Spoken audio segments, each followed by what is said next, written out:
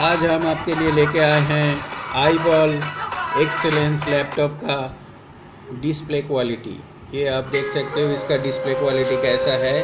इसमें हम लोग यूट्यूब चला दिए हैं। डिस्प्ले और साउंड आप सुन सकते हो। देखिए इसका साउंड क्वालिटी भी आप सुन सकते हो। ये है डिस्प्ले यूट्यूब हम चला दिए हैं आपके लिए। ये है आपका आईबॉल एक्सीलेंस 11.6 इंच लैपटॉप का डिस्प्ले क्वालिटी।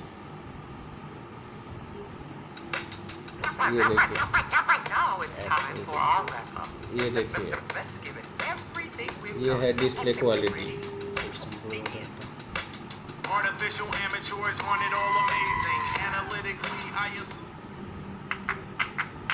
ये है डिस्प्ले क्वालिटी।